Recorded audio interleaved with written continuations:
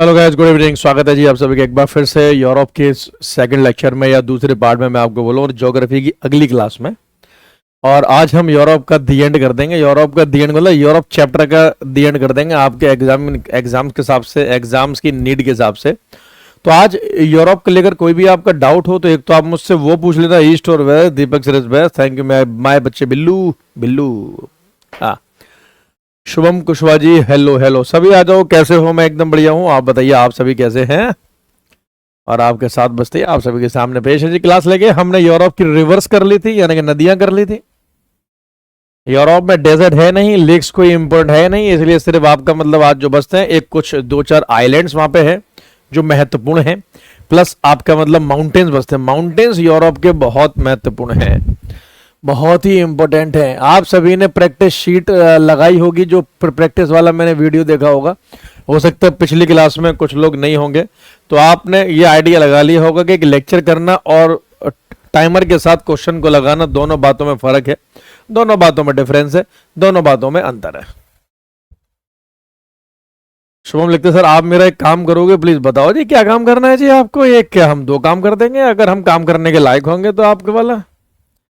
Sir you and Aditya sir are only answer my comments, any sir ma'am don't see my comments. कोई बात नहीं, सबको थोड़ा time का दिक्कत भी रहता होगा, मेरा विश्वास मानो, वरना हर कोई टीचर कमेंट का जवाब देना चाहता है। वो नहीं दे पा रहा है तो कोई ना कोई मजबूरी होगी मेरे बच्चे। आओ माउंटेन्स करते हैं शुरू। Right down the heading, European mountains, Europe के पहाड़। तो यूरोप तो खैर चल ही रहा है, ये तो सभी को पता है। और आज इसके माउंटेन शुरू करने जो नहीं करे थे, पिछली बार हमने रिवर्स की थी। रिवर्स काफी लंबा चैप्टर है ये यूरोप का। आज करेंगे हम पर्वत। टेस्ट का पीडीएफ आपके वीडियो के साथ अटैच हो गया होगा, अगर नहीं हुआ है तो बताना, मैं वो अटैच करवा दूंगा। अभी तक नहीं हुआ ना तो मैं करवा दूंगा, आज रात में उसको करवा दूंगा जी, कैसे भी। चलो भाई, फर्स्ट माउंटेन, पहले माउंटेन आप लिख लीजिए। Write down the heading, Pyrenees.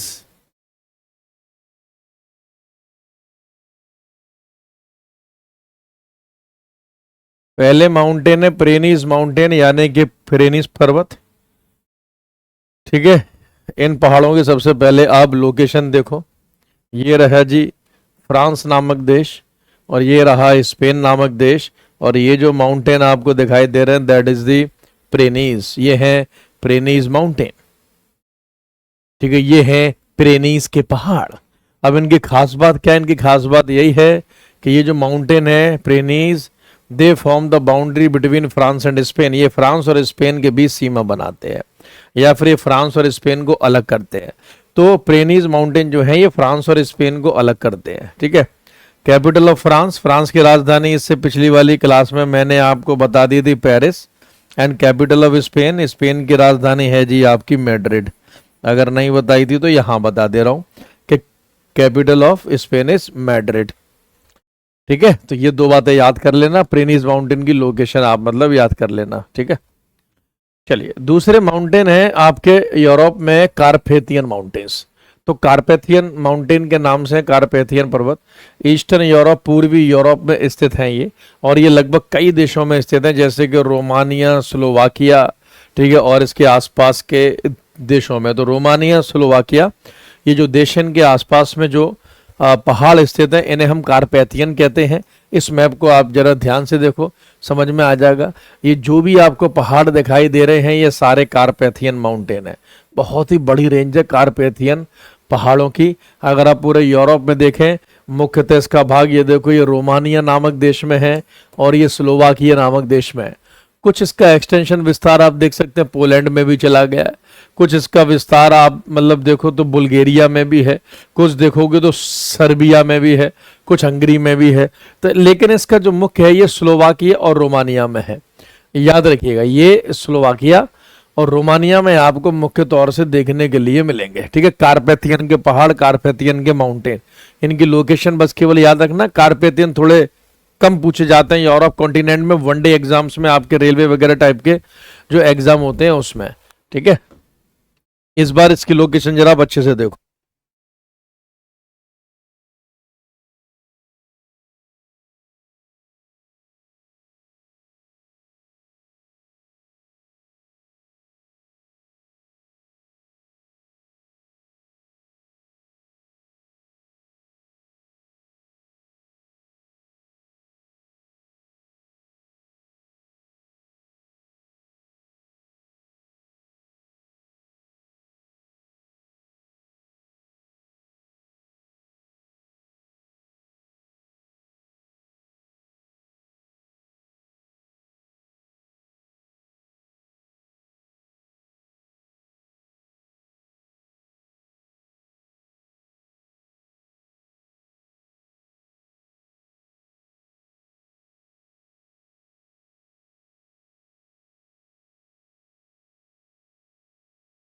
Amazon जंगल कहाँ है सुमन कुमार जी? आप साउथ अमेरिका में क्या कर रहे थे? अमेजोन जंगल आपकी ब्राजील में है, अमेजन नदी के क्षेत्र में है, जिन्हें विश्व का फेफड़ा कहा जाता है, नालायक। तीसरे पहाड़ यूराल माउंटेन। तो वो यूराल पहाड़ हम जब से कर रहे हैं, जब से हमने एशिया शुरू करा था। हमने एशिया में भी यूराल के पहाड़ देखे थे, जो कि मतलब एशिया और यूरोप को अलग करते हैं। फिर हमने यूरोप स्टार्ट करा, तो यूरोप के फर्स्ट लेक्चर में भी हमने यूराल के पहाड़ देखे।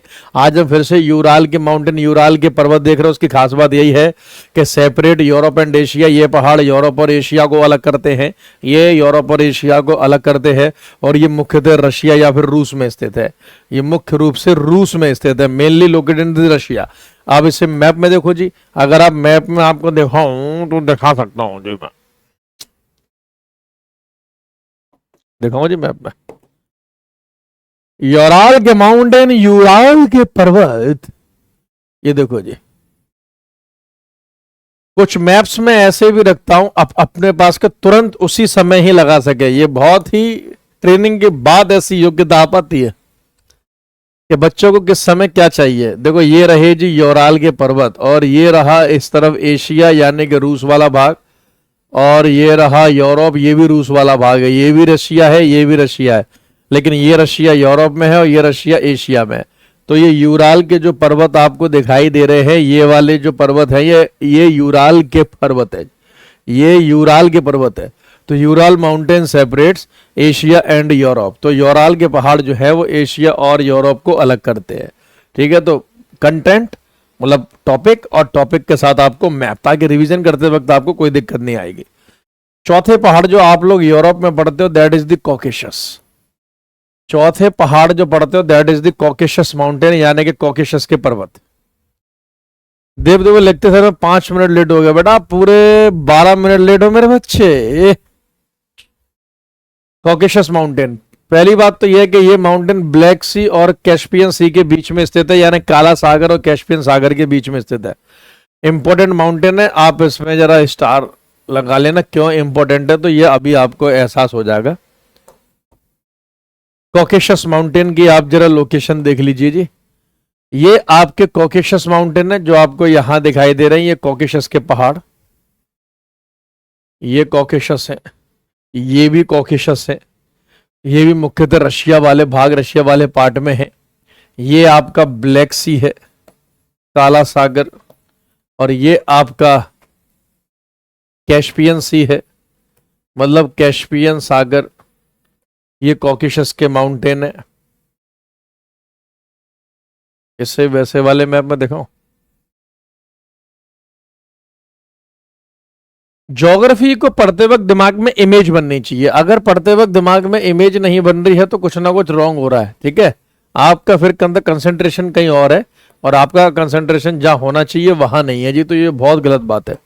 आप इसको देखो जी बहुत ध्यान से, ये लिखे हैं कॉकेशस, साफ साफ लिखा है कॉकेशस, और ये ब्लैक सी काला सागर है, ये कैस्पियन सी कैस्पियन सागर है।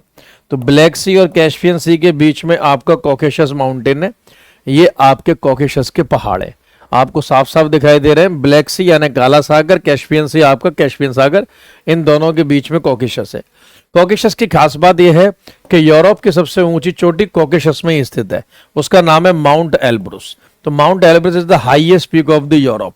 तो माउंट एल्ब्रस यूरोप की सबसे ऊंची चोटी है। तो जाहिर सी बात है कि कॉकेशस की भी सबसे ऊंची चोटी हो गई। तो कॉकेशस की जो सबसे ऊंची चोटी है वो आपकी यूरोप की भी सबसे ऊंची चोटी है। कॉकेशस की सबसे ऊंची चोटी आपकी यूरोप की भी सबसे ऊंची चोटी है। ये आपको बहुत अच्छे से याद करना पड़ेगा जी। ठीक है, क्या समझे? कॉकेशस की सबसे ऊंची चोटी आपके यूरोप में भी, यूरोप की भी सबसे ऊंची चोटी है। सर बस अब मैप आता है दिमाग में और सपने में भी, बहुत बढ़िया बात है। जिस दिन सपने में मैं और आपके साथ मैप आने शुरू हो जाएंगे, समझ लो आप सिलेक्शन की राह पर हो, कोई रोक नहीं सकता जी आपका सिलेक्शन। देखो जी इसकी लोकेशन, ये फिर से आपको मतलब दिखा दें, एक चीज 4 बार दिखा रहा हूं। ब्लैक सी काला सागर, ये कैस्पियन सी कैस्पियन सागर, ये कॉकेशस के माउंटेन, और ये रहा जी माउंट एल्ब्रुस। ठीक है, माउंट एल्ब्रुस रशिया में है, लिख लेना आप, ये रूस वाले भाग में है। और हाईएस्ट पीक ऑफ यूरोप, ये यूरोप की सबसे ऊंचा शिखर है, highest peak of Europe. Europe की सबसे ऊंची चोटी है माउंट एल्ब्रस, ठीक है, ये रही देखो माउंट एल्ब्रस, यूरोप की सबसे ऊंची चोटी कहां पर है जी? ये रशिया में है। तो यहां पर ऐड कर लेना जी माउंट एल्ब्रस के ब्रैकेट में रशिया, यानी कि हिंदी में बोले तो रूस। चलिए भाई, पांचवें पहाड़ और शायद आखिरी पहाड़ है, यस आखिरी पहाड़ है। पहाड़ इंपॉर्टेंट है भाई यहाँ के, ये और आपके स्कैंडिनेवियन माउंटेन, स्कैंडिनेवियाई के पहाड़ स्टार बनाओ, यहां से क्वेश्चन आएगा जी, आता है हर साल आता है और लगभग हर एग्जाम में। Sir when we complete continents, हम कॉन्टिनेंट कंप्लीट कर लेंगे, आज यूरोप खत्म हो जाएगा आपका कॉन्टिनेंट्स जहां तक है, कल कल परसों आपके कॉन्टिनेंट्स खत्म हो जाएंगे, ठीक है। इस हफ्ते में वर्ल्ड ज्योग्राफी खत्म हो जाएगी विथ प्रैक्टिस एमसीक्यू, यानी परसों हम आपका खत्म कर लेंगे ऑस्ट्रेलिया और अंटार्कटिका को भी मिलाकर, और फ्राइडे वाले दिन हम इसके क्वेश्चंस रख लेंगे, इसका सेट रख लेंगे, इसके प्रैक्टिस एमसीक्यू रख लेंगे, और उसके बाद then we going to start Indian geography. फिर हम इंडियन ज्योग्राफी की शुरुआत करेंगे। फिर जैसे इंडियन ज्योग्राफी खत्म हो जाएगी फिर हम फिजिकल ज्योग्राफी के कुछ टॉपिक्स पे आएंगे, जैसे हवाएं, अर्थक्वेक आपका, ठीक है, भूकंप वगैरह, जिस हिसाब से आपके एग्जाम में क्वेश्चन बनते हैं, ठीक है। तो याद रखना कि वर्ल्ड ज्योग्राफी में दो प्रैक्टिस सेट आपके होंगे, एक मैंने 4 कॉन्टिनेंट का करा दिया, एक मैं पूरे वर्ल्ड ज्योग्राफी का कराऊंगा, ठीक है। और वो आपका एक प्रकार का होगा जी टेस्ट, वो होगा जी आपका एक प्रकार की परीक्षा। स्कैंडिनेवियन माउंटेन यानी कि स्कैंडिनेवियाई के पहाड़, और स्कैंडिनेवियाई के पहाड़ पहले मैं आपको बता दूं कि ये मुख्यतः नॉर्वे और स्वीडन में स्थित है, मुख्यतः 2 देशों में है, नॉर्वे और स्वीडन, ठीक है। वैसे तो इनका एक्सटेंशन विस्तार और भी देशों में है, और ये फोर्ट्स, ये फ्योर्ड और ग्लेशियर्स के लिए मशहूर है। देखो ग्लेशियर तो सभी को पता है कि हिमनद, हिमनद मतलब बर्फ के पहाड़ होते हैं, तो जो बर्फीले पहाड़ होते हैं, जो बर्फ के पहाड़ होते हैं उन्हें हम कहते हैं हिमनद। फ्योर्ड का मतलब समुद्र के किनारे पानी में ऐसा ऐसा जो एरिया बन जाता है, कुछ ऐसा स्ट्रक्चर जो बन जाता है, इसे हम बोलते हैं भैया फ्योर्ड्स, इन्हें हम बोलते हैं फ्योर्ड्स। जैसे आप इस मैप में देख सकते हैं, इस मैप में हाँ, जैसे इस मैप में अगर आप देखना चाहेंगे तो ये पूरा स्कैंडिनेवियन माउंटेन है, ये पूरे स्कैंडिनेवियाई के पहाड़ है, और ये यहाँ साइड में ऐसे ऐसे स्ट्रक्चर बन रहे हैं, ये आपके हैं जी फ्योर्ड्स। तो ये ज्यादातर आपको जो फ्योर्ड्स हैं ये नॉर्वे में दिखाई देंगे, ठीक है। नॉर्वे में मैक्सिमम पार्ट आपका जो है ये फ्योर्ड का है। तो फ्योर्ड रीजन यानी ऐसे स्ट्रक्चर जो शैवाल जैसे मतलब दिखाई देने लगते हैं समुद्र के किनारे, ठीक है। तो स्कैंडिनेवियन, अच्छा अब जिन देशों में स्कैंडिनेविया पहाड़ हैं उन देशों को स्कैंडिनेवियन कंट्रीज कहा जाता है। उन जैसे जहां हिमालय स्थित है वो हिमालय वाले देश हैं, जहां स्कैंडिनेविया के पहाड़ स्थित हैं वो मतलब स्कैंडिनेविया के देश हैं। तो इसी से हम समझेंगे कि स्कैंडिनेवियन कंट्रीज में आपकी ये 3 कंट्रीज आती हैं। स्कैंडिनेवियाई देशों में 3 देश हैं, नॉर्वे जिसकी राजधानी ओस्लो, स्वीडन जिसकी राजधानी स्टॉकहोम, डेनमार्क जिसकी कैपिटल राजधानी आपकी कोपेनहेगन है। एक तो पहले ये आप इन तीनों की राजधानी याद कर लेना। तो सबसे पहली बात आपसे क्वेश्चन बनेगा कि how many countries come under the Scandinavian country, कुल मिलाकर कितने देश आपके स्कैंडिनेवियाई देशों में आते हैं? तो 3 देश आते हैं, नॉर्वे, स्वीडन और डेनमार्क। इस मैप में आप और ध्यान से देखेंगे, ये जो है नॉर्वे, ये स्वीडन, ये डेनमार्क, आप यूरोप के मैप में देख लो, इन तीनों को मिलाकर हम स्कैंडिनेवियन कंट्रीज कहते हैं। स्कैंडिनेवियन कंट्रीज, स्कैंडिनेवियाई देश जो कुल मिलाकर है 3। स्कैंडिनेविया बहुत महत्वपूर्ण है, पॉलिटी में भी काम आता है, क्योंकि पॉलिटी में आप पढ़ते हैं कि हम लोगों ने जो लोकपाल का कॉन्सेप्ट है, जो लोकपाल की अवधारणा है, वो हमने स्कैंडिनेविया से ली है। Concept of Lokpal is borrowed from the Scandinavia, ठीक है। लोकपाल की अवधारणा हम लोगों ने स्कैंडिनेविया से ली है। तो आप उस पॉइंट को अच्छे से याद कर लेना जी, ओके।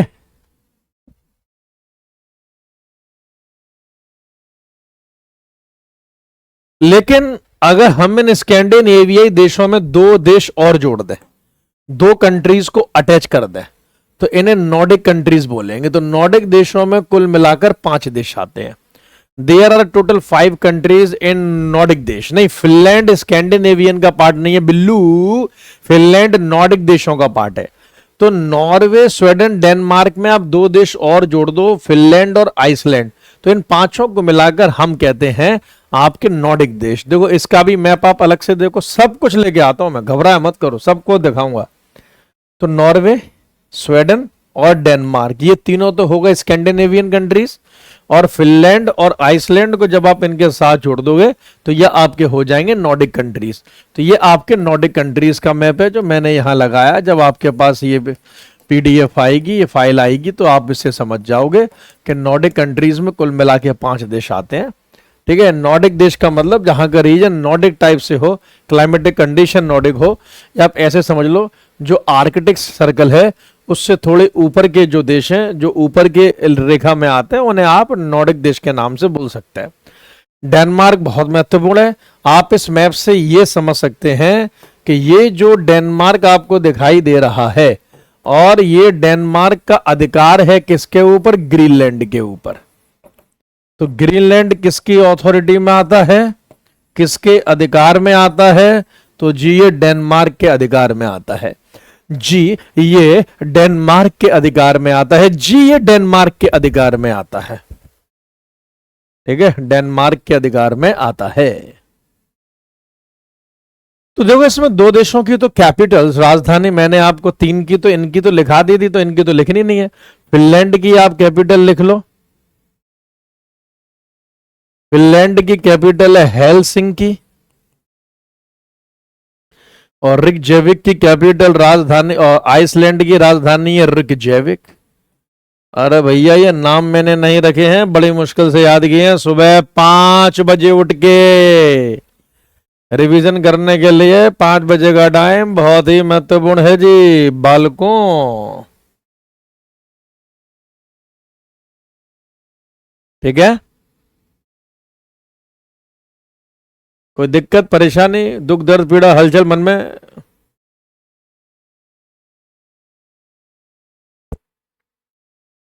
क्या समझे? फिर से मैं रिपीट कर रहा हूं, स्कैंडिनेवियाई पहाड़, ठीक है, नॉर्थ यूरोप में है, नॉर्वे, स्वीडन और डेनमार्क जैसे देशों में है। स्कैंडिनेविया में 3 देश आते हैं, नॉर्वे, स्वीडन और डेनमार्क। ठीक है, तो स्कैंडिनेविया ये 3 देश हैं, लेकिन इसमें 2 देश जोड़ दो तो इन्हें नॉर्डिक कंट्रीज बोलते हैं। नॉर्डिक देशों में 5 देश आते हैं, बस इन 3 के साथ फिनलैंड और आइसलैंड को और आप छोड़ दो भाई। तो ये मैंने आपको आइसलैंड का मतलब पूरा नॉर्डिक कंट्रीज का मैप दिखा दिया है। अच्छा, मैं आपको एक और बात यहां पे बता दूं, हैरत अंगेज जानकारी प्रदान कर देता हूं। Stockholm is famous for Nobel prizes.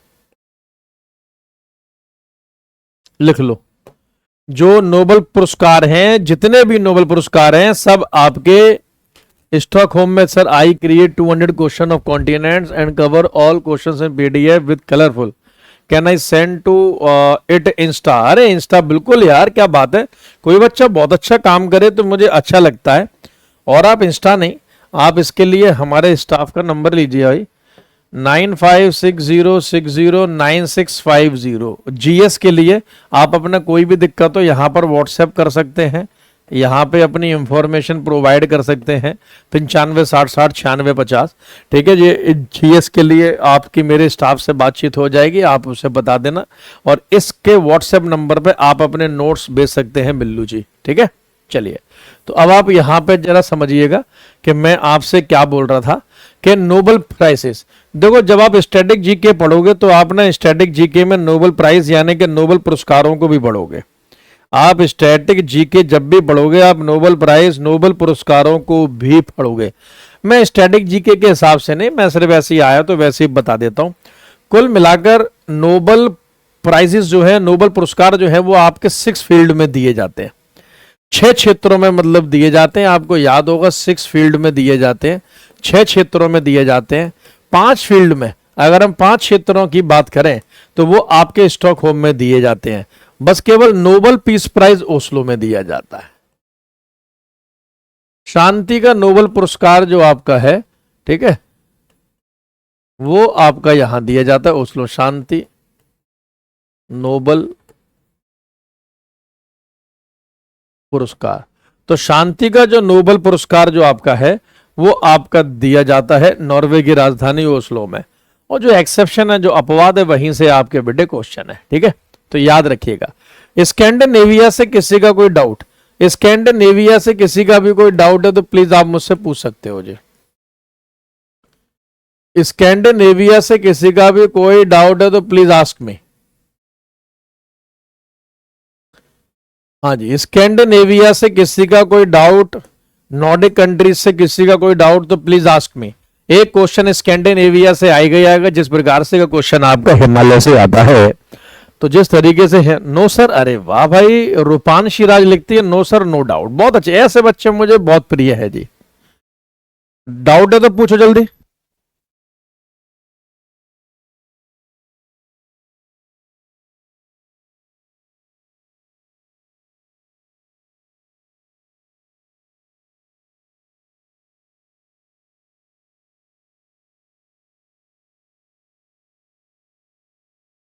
ठीक है,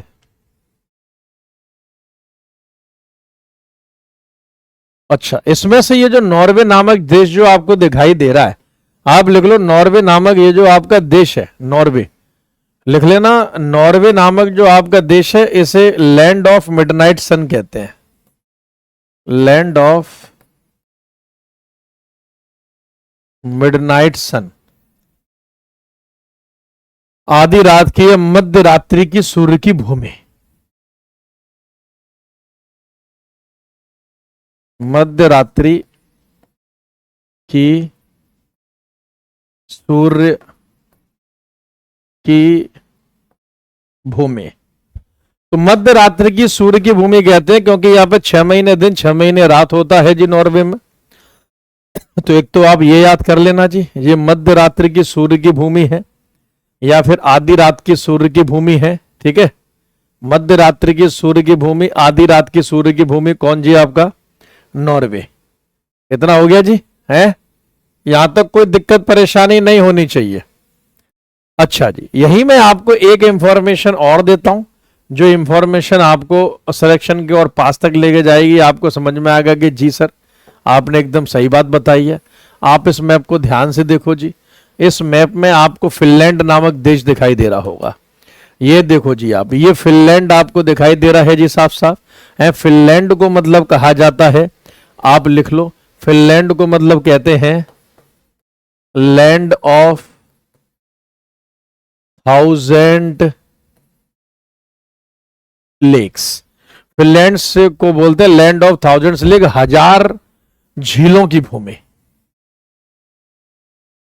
1000 झीलों की भूमि। फिनलैंड को आप लिख लो 1000 झीलों की भूमि। कई सारी झीलें हैं यहाँ, या छोटी छोटी छोटी मिलाकर कई सारी झीलें हैं।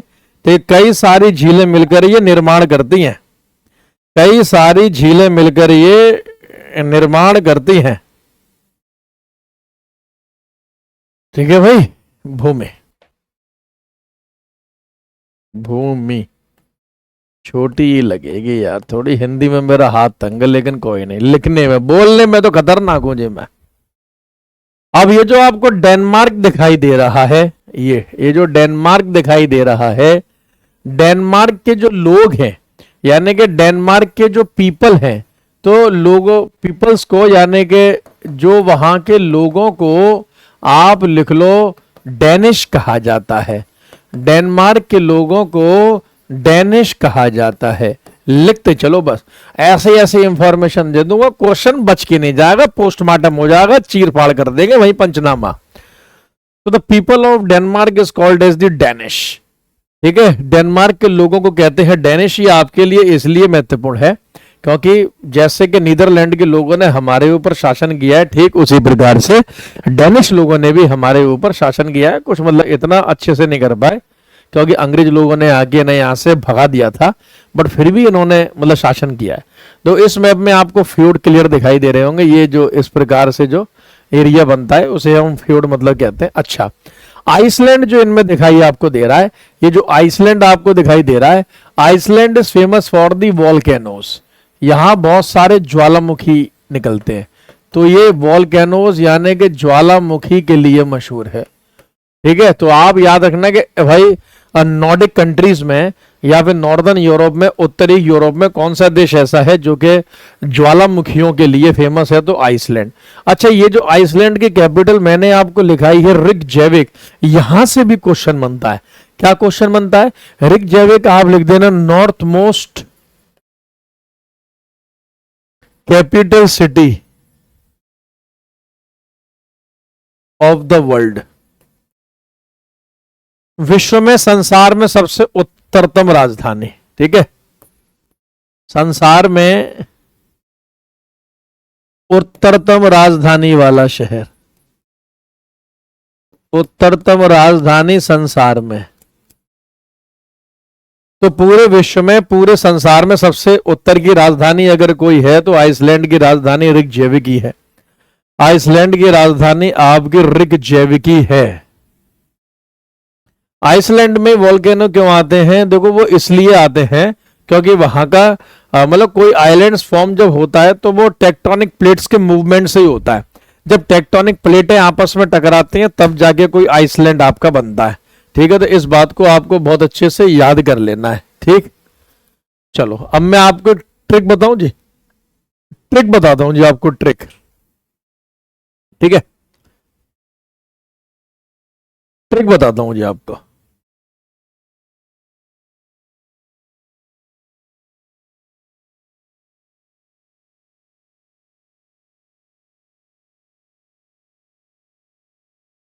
हाँ देखो,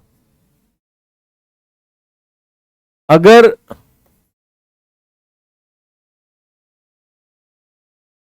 नॉर्डिक कंट्रीज को आपको याद करना है, नॉर्डिक देशों को याद करना है, तो इसकी ट्रिक है फाइंड्स। इसकी ट्रिक है फाइंड्स।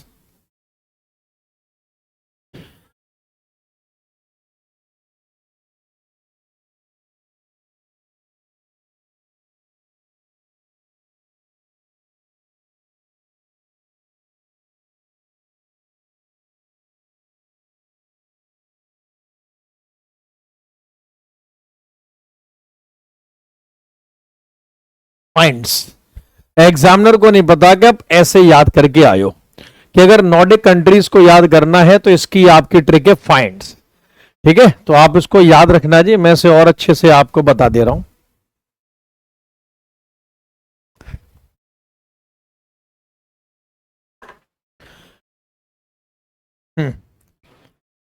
अगर आपको नॉर्डिक कंट्रीज की ट्रिक्स याद करनी है कि यूरोप में कौन से देश आपके नॉर्डिक देशों में आते हैं, ये उत्तरी यूरोप का भाग है और नॉर्दर्न यूरोप में है, कुछ देशों को मिलाकर नॉर्डिक देश कहा जाता है। इसकी ट्रिक है फाइंड्स। फाइंड्स में एफ से आपका फिनलैंड है, आई से आइसलैंड है, एन से नॉर्वे नामक देश है, डी से डेनमार्क है, एस से स्वीडन है। कुल मिलाकर नॉर्डिक देशों में आपके 5 देश आते हैं। तो इसलिए यह ट्रिक आपके लिए बहुत महत्वपूर्ण है यूरोप के मैप में, फाइंड्स।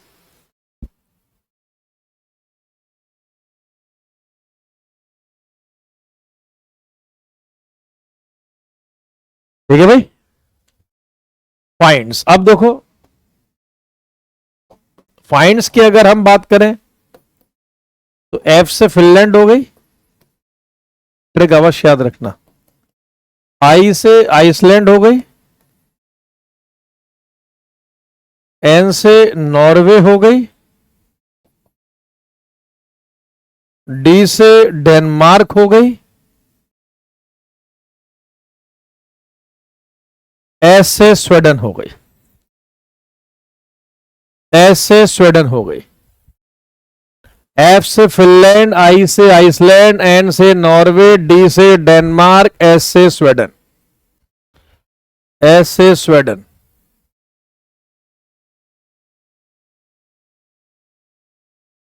ये हो गए जी आपके 5 देश। इन 5 देशों को मिलाकर हम नॉर्डिक कहते हैं, नॉर्डिक। अब तो नहीं भूलोगे ये ट्रिक, कोई पूछे तो बता देना दीपक सर के चेले हैं, कहीं से भी सिलेक्शन ले लेते हैं। चलो भाई, तो ये तो बात रही जी पहाड़ों की, जो हमने और आपने मिलके बहुत अच्छे तरीके से पढ़े।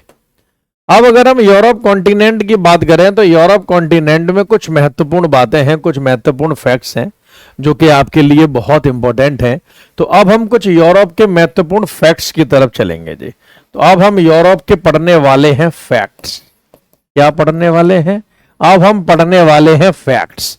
और फैक्ट्स में सबसे पहला फैक्ट्स यानी कि महत्वपूर्ण तथ्यों में सबसे पहला तथ्य हम पढ़ने के लिए जा रहे हैं जी यूके।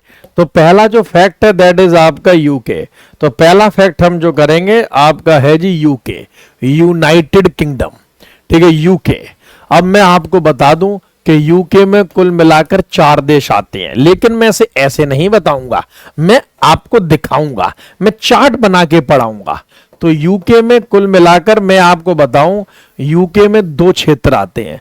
इन 2 क्षेत्रों को मिलाकर यूके कहा जाता है। यूके का मतलब उत्तराखंड नहीं है, ये यूनाइटेड किंगडम है। नोट से आप किसी स्टेट का पीसीएस तक टारगेट कर सकते हैं। एक तो यूके में आता है जी ग्रेट ब्रिटेन, सुना होगा जिन्होंने हमारे ऊपर शासन किया। और एक इसमें आता है नॉर्थ आयरलैंड, मतलब उत्तरी आयरलैंड। उत्तरी आयरलैंड नामक देश आता है, एक ग्रेट ब्रिटेन आता है और एक नॉर्थ आयरलैंड, उत्तरी आयरलैंड आता है। ग्रेट ब्रिटेन में भी आपके 3 देश आते हैं जी। ग्रेट ब्रिटेन में भी आपके 3 देश आते हैं जी। एक आपका आता है जो सुन रखा होगा बहुत ही फेमस, इंग्लैंड। एक आपका आता है जहां की स्कॉच विस्की बहुत फेमस है, स्कॉटलैंड। और एक आपका आता है वेल्स।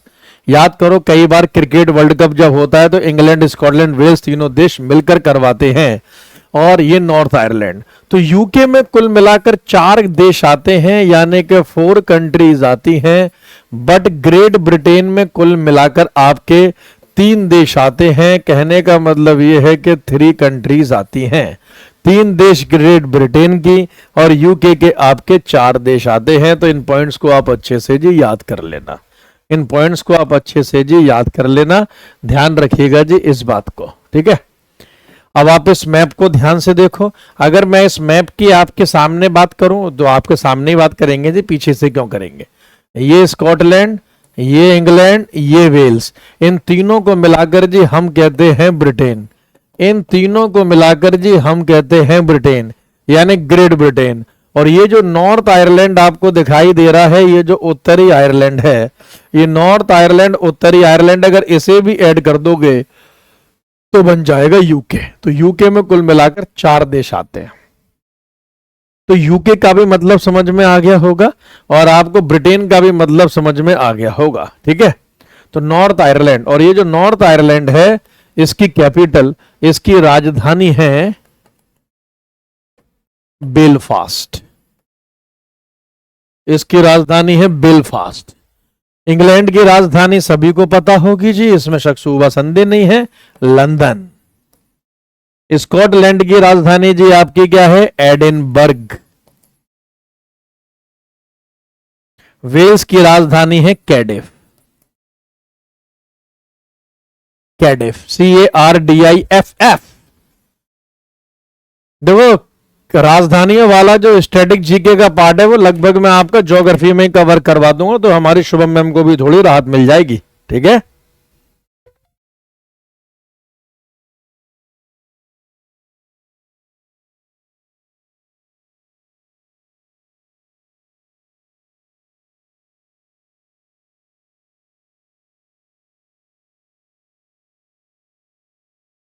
हाँ जी ठीक है। इस स्लाइड में कोई दिक्कत जी?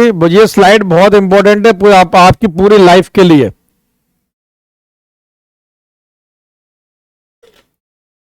शादी वादी के बाद कहीं घूमने भी जाओगे या बिना शादी के भी घूमने जाओगे तो ये इंफॉर्मेशन बहुत काम आएगी जी आपके। ठीक है। इस मैप में एक बार और देख लो जी, जो आपने अगर वहां समझ में ना आया हो, स्कॉटलैंड, इंग्लैंड, वेल्स, इन तीनों देशों को मिलाकर जी हम कहते हैं ब्रिटेन या ग्रेट ब्रिटेन। और इसके साथ आप नॉर्दर्न आयरलैंड को ऐड कर दो तो ये बन जाएगा जी यूके। तो यूके में कुल मिलाकर 4 देश आते हैं और ब्रिटेन में कुल मिलाकर 3 देश आते हैं। ठीक है। तो पहला फैक्ट आपको बहुत ही इंटरेस्टिंग, बहुत रोचक लगा होगा यूरोप का। यूरोप वाकई में बहुत ही, और ये एक पूरा आइलैंड भी है, ये एक द्वीप भी है। ठीक है। चलिए भाई दूसरे फैक्ट की तरफ चलते हैं, और दूसरे फैक्ट में आप हेडिंग डाल लीजिए माल्टा। दूसरे फैक्ट में आप देखेंगे एक माल्टा नामक आइलैंड है। ये पूरा का पूरा जो आपको दिखाई दे रहा है ये आपका यूरोप है, और यूरोप में एक देश है, छोटा सा माल्टा देश है। ये जो आपका लिखा है ये लिखा हुआ है जी माल्टा। तो दूसरे फैक्ट में आपको माल्टा याद करना है। हाँ जी, नोट्स मिलेंगे ना, ये जो कुछ भी बता रहा हूं। अगर आप साथ साथ नहीं भी लिख रहे हो तो आप इस फाइल को बाद में आपके पास आएगी, आप फाइल देखना, आप बाद में फाइल देखकर या वीडियो देखकर बाद में आप अपने मतलब नोट्स रेडी कर सकते हो, नो प्रॉब्लम एट ऑल। तो माल्टा एक आइलैंड नेशन है, एक टापू वाला देश है। सबसे पहले तो लिख लो, it is an island nation. ये एक टापू वाला देश है माल्टा, याद रखो ये भूमध्य सागर में स्थित है? ये एक टापू वाला देश है, टापू वाला देश। ये एक टापू वाला देश है जो कि यूरोप का पार्ट है। माल्टा की अच्छा एक और खास बात है, मैं इसकी खास बात मतलब बता देता हूं। यूरोप का तो है ही, लेकिन आप इस मैप में देखो जी माल्टा को। ये माल्टा जो है ये मेडिटेरेनियन सी भूमध्य सागर में स्थित है। तो यार लोकेशन भी याद रखना, अफ्रीका के ठीक ऊपर। ये अफ्रीका मैप है, और अफ्रीका मैप के ठीक ऊपर भूमध्य सागर है। ये आपका इटली वगैरह, ये आपका यूरोप शुरू हो जाता है। ये आपका जी पूरा यूरोप है, आप इसे अच्छे से देख लेना। ये आपका पूरा का पूरा यूरोप है। ठीक है, देखा?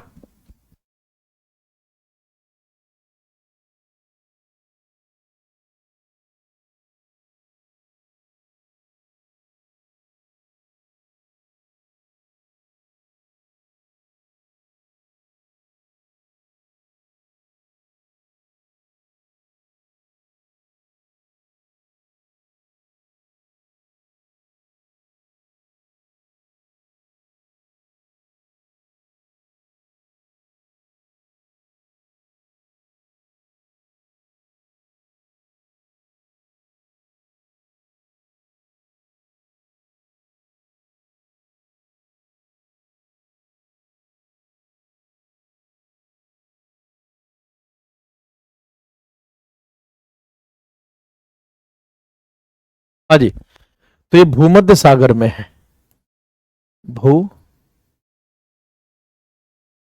मध्य सागर। तो मेडिटेरेनियन से यानी कि ये भूमध्य सागर में है माल्टा। अच्छा, माल्टा की जो खास बात है वो मैं आपको समझाता हूँ कि माल्टा में क्यों इतना हमेशा, ऐसा नहीं कि ये इम्पोर्टेंट तो है ही। माल्टा की एक खास बात है। पहली बात तो माल्टा की ये है कि आइलैंड नेशन है, and it is the world's most famous, लिख लो, it is the world's most famous honeymoon spot. ज्यादातर लोग घूमने के लिए यहीं जाते हैं, पूरे विश्व के हनीमून स्पॉट। ये बहुत ही मशहूर हनीमून स्थल है, तो घूमने फिरने की जगह है जी। देख रहे हो, ऐसी बात बताइए जिंदगी भर नहीं भूल पाओगे। भूमध्य सागर में बहुत ही रोमांटिक जगह है। जब आपके पास पैसे वैसे आए, नौकरी आए, तो एक बार अपने जीवन साथी को लेकर, अपने माता पिता को लेकर यहाँ अवश्य जाओ। प्यार सिर्फ किसी जीवन साथी से नहीं, माता पिता से भी हो सकता है। बहुत ही फेमस ये हनीमून स्थल है, भूमध्य सागर में स्थित है। और माल्टा की जो कैपिटल है दैट इज द वल्लेटा। ठीक है, तो माल्टा ये जो देश है इसकी अगर कैपिटल आपसे पूछी जाए तो माल्टा की कैपिटल राजधानी है जी वल्लेटा।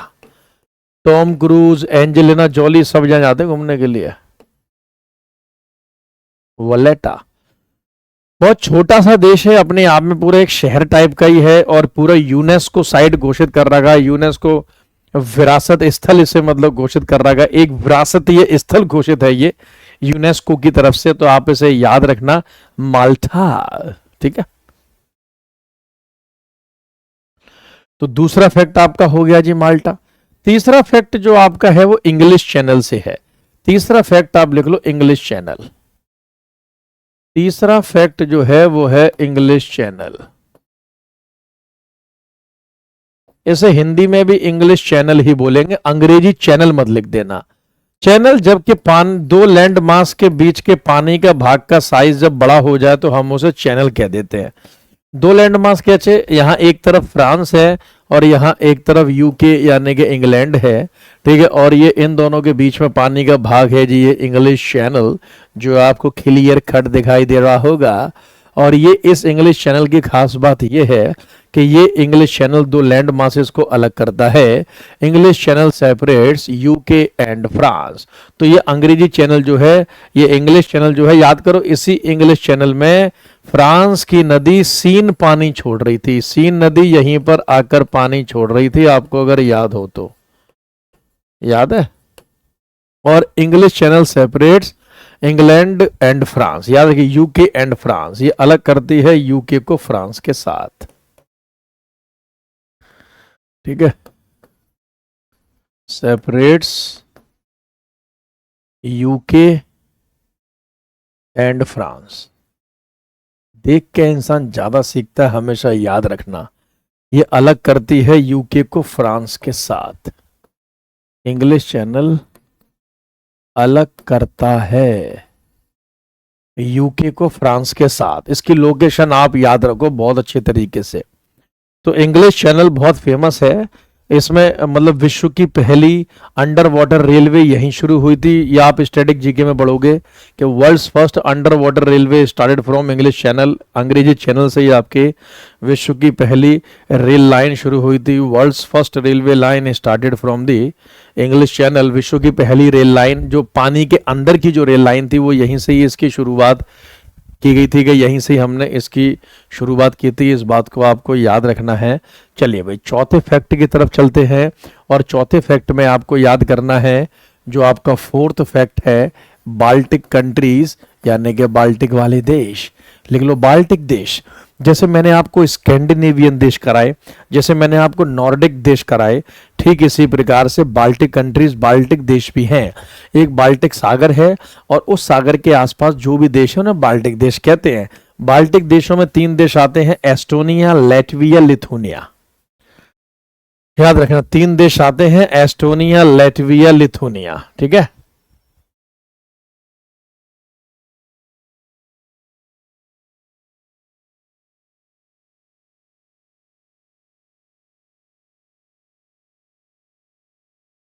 क्या समझे? ठीक, मैप में देख के समझो तो और समझ में आएगा। ये बाल्टिक सी है, बाल्टिक सागर। याद करो यहाँ पोलैंड की नदी एक विस्तुला पानी छोड़ रही थी, यहीं पे आकर गिर रही थी। मैंने कल जब अगर कराया होगा तो आपको समझाया होगा। और ये रहा जी एस्टोनिया, ये रहा जी लेटविया, ये रहा जी आपकी लिथुनिया। इन तीनों देशों को मिलाकर 1, 2 और 3 हम बाल्टिक देश कहते हैं। इन तीनों को मिलाकर हम बाल्टिक देश कहते हैं क्योंकि ये बाल्टिक सागर को छूते हैं। इन तीनों को मिलाकर बाल्टिक नेशंस कहा जाता है। बाल्टिक देशों में यही देश आते हैं क्योंकि ये बाल्टिक सागर को छूते हैं। आप मैप में से अच्छे से याद कर लेना जी।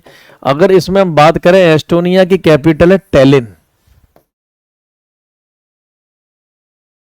ठीक है, तो एस्टोनिया की राजधानी है टैलिन। लेटविया की राजधानी है रीगा और लिथुनिया की राजधानी है विल्नियस।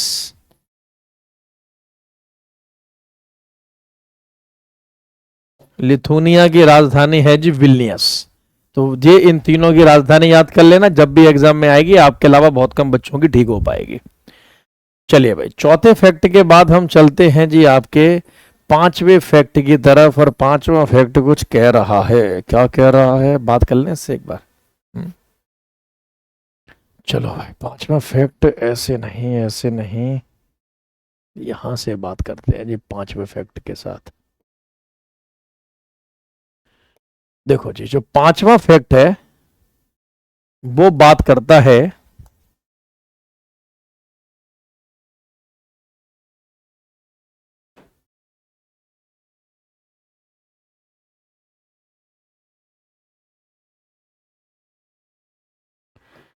देखो जी, पांचवा जो फैक्ट है वो बात करता है यूरोप में यहां की, बोले तो डेनमार्क के। डेनमार्क की लोकेशन देखो जी आप, डेनमार्क की लोकेशन बहुत प्यारा पॉइंट है सर। आई विल,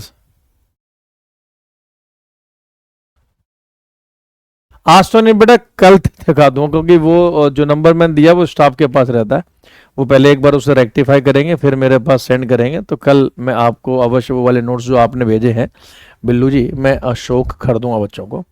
ठीक है, तो आप याद रखिएगा डेनमार्क यानी कि कोपेनहेगन, और डेनमार्क में ये जो लोकेशन आपको दिखाई दे रही है, यहाँ एक नहर है, इस नहर को कील कैनाल कहते हैं, इस नहर को कील नहर कहते हैं, दैट इज द कील कैनाल, कील नहर, याद रखिएगा। तो एक जो आपसे क्वेश्चन बनता है वो कील नहर से बनेगा। याद करो, मैंने सुएज कैनाल सुएज नहर कराई, पैनामा कैनाल पैनामा नहर कराई इंटरनेशनल लेवल पे, अब मैं आपको इंटरनेशनल लेवल पे कील कैनाल यानी कि कील नहर भी करवा रहा हूँ। ठीक है, एक मैं आपको यहाँ बता रहा हूँ कील कैनाल कील नहर, और कील नहर की जब बात आएगी तो इसका आप लोकेशन देखो जी, आपको इस मैप में इसकी लोकेशन आप देख सकते हैं, इसमें दिखाऊं या इसमें देखो, हाँ देखो ये डेनमार्क है, साफ साफ दिखाई दे रहा है। डेनमार्क में ये देखो, ये लिखा है कील कैनाल, ये लिखा हुआ है जी कील कैनाल। ये कील कैनाल के इस तरफ ये बाल्टिक सी है, अच्छा ये लिखा तो है पूरा, ये बाल्टिक सी है, ये बाल्टिक सागर है आप देख सकते हैं, और ये इसके इस तरफ ये नॉर्थ सी है, ये उत्तरी सागर है, ये नॉर्थ सी है, ये उत्तरी सागर है।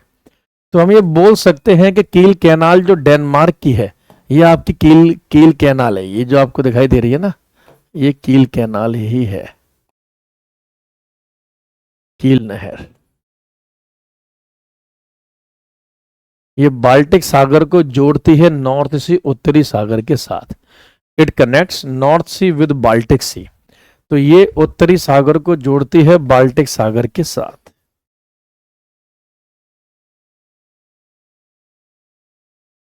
ये उत्तरी सागर को जोड़ती है बाल्टिक सागर के साथ।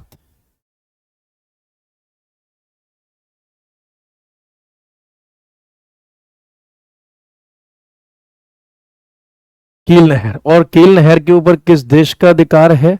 कील नहर के ऊपर डेनमार्क का अधिकार है जी, Denmark, it comes under the Denmark, याद रखिएगा। तो बाल्टिक सागर को आपके उत्तरी सागर के साथ ये जोड़ती है। इसे मैं किसी दूसरे मैप में आपको दिखाता हूँ और अच्छे से दिखाता हूँ, बहुत इंपॉर्टेंट है, तो आपका ये देखना बहुत जरूरी है, जहां बाल्टिक सागर और वो दोनों ही लिखे हों तो और आनंद की प्राप्ति। मिल गया जी, बिल्कुल मिल गया, ढूंढने से तो भगवान मिल जाता है, ये तो सिर्फ एक बाल्टिक सागर है जी। देखो जी, यहाँ देखो, ये बाल्टिक सागर दिख रहा है, ये उत्तरी सागर नॉर्थ सी, और ये डेनमार्क में कील कैनाल है, ये कील कैनाल की लोकेशन है जो आपको दिखाई दे रही है यहाँ। ठीक है, ये आपकी कील कैनाल है जी।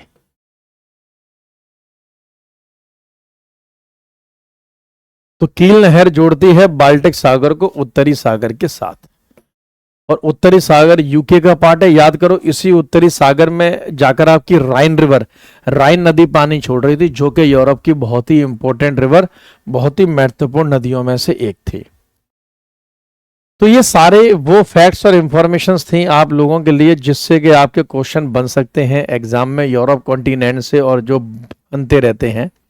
आप कोई पार्ट कितना भी पढ़ लो, किसी पार्ट का अंत नहीं होता, लेकिन टीचर होने के नाते, एक्सपर्ट होने के नाते मेरा यह फर्ज है कि मैं आपको वो सब पढ़ाऊं जो कि आपके एग्जाम में मोस्ट इंपॉर्टेंट, मोस्ट महत्वपूर्ण हमेशा रहता है। जैसे अगर मैं आपको इसमें एक बात और बताना चाहूं तो आप इसमें एक बात ये जान सकते हैं, जैसे आप इस मैप को ध्यान से देखो, ये पूरा यूरोप का मैप है? अब इस यूरोप के मैप को जरा आप ध्यान से समझना। ये रशिया लिखा है, रशिया मतलब ये रशिया एशिया, एशिया वाला पार्ट है जो एशिया का रशिया है। ये साफ साफ लिखा है कि ये यूरोपियन रशिया, मतलब जो यूरोप का जो रशिया वो वाला रशिया है। और तो ये हो गया आपका यूरोप, ये हो गया एशिया। देखो, एशिया और यूरोप को अलग कर रहा है यूराल के माउंटेन, यूराल के पहाड़, याद करो ये हमने पहाड़ों में भी बताया था। तो एक मैप से आप काफी इंफॉर्मेशन, काफी जानकारी ले सकते हैं। यहीं आप देखो, ये बाल्टिक सागर है, एस्टोनिया, लेटविया, लिथुनिया, इन तीनों को मिलाकर हम बाल्टिक देश कहते हैं। यही आपको मैंने कील कैनाल, कील नहर बताई। ये इंग्लिश चैनल वाली पोजीशन है, यूके और फ्रांस को अलग करने वाला इंग्लिश चैनल है। यहीं इसी के नीचे इटली के पास आप जाओगे तो आपको अब माल्टा नामक देश मिलेगा। स्टैटिक जीके में आपने वेटिकन सिटी पढ़ा होगा, संसार का सबसे छोटा देश पॉपुलेशन के मामले में भी और एरिया के मामले में भी। ठीक है, तो आप अच्छे से पढ़ना। ये पूरी पीडीएफ में आप तक मतलब शेयर करवा दूंगा। कल हम लोग इसमें ऑस्ट्रेलिया पढ़ेंगे और ऑस्ट्रेलिया को थोड़ा सा पढ़ने का अंदाज अलग होता है, वो इन कॉन्टिनेंट्स की तरह नहीं पढ़ा जाता क्योंकि बहुत छोटा कॉन्टिनेंट है, उसमें इतनी इंफॉर्मेशन है नहीं। वो एक देश है तो उसे मतलब वो इनके मुकाबले टाइम नहीं लेगा। कल शुरू होकर कल ही आपका समाप्त हो जाएगा। ऑस्ट्रेलिया तो बहुत अच्छे से हम उसे करेंगे। कल शाम को 7 बजे मिलते हैं। साथ साथ में आप नोट्स रिवाइज करते हुए चलना, क्योंकि इस हफ्ते के एंड तक मैं आपको पूरे वर्ल्ड ज्योग्राफी के आपका लूंगा प्रैक्टिस सेट, प्रैक्टिस शीट लूंगा, तो उसमें पता लगेगा कि आपके कितने क्वेश्चन ठीक होते हैं, कितने क्वेश्चन ठीक आपके नहीं होते हैं। ठीक है, चलिए, all the very best, best of luck. YouTube पे भी नई सीरीज, नई क्लास मेरी बहुत जल्दी शुरू हो जाएगी। ठीक है, तब तक के लिए आप लगातार मतलब हमारे सेशन, क्लास वगैरह सब कुछ फॉलो करते रहिए। और ठीक है, और जीएस बाय दीपक शर्मा के नाम से टेलीग्राम ज्वाइन कर लेना, वहां पर आपको काफी सारी अच्छी अच्छी पीडीएफ वगैरह मिलेंगे। धन्यवाद।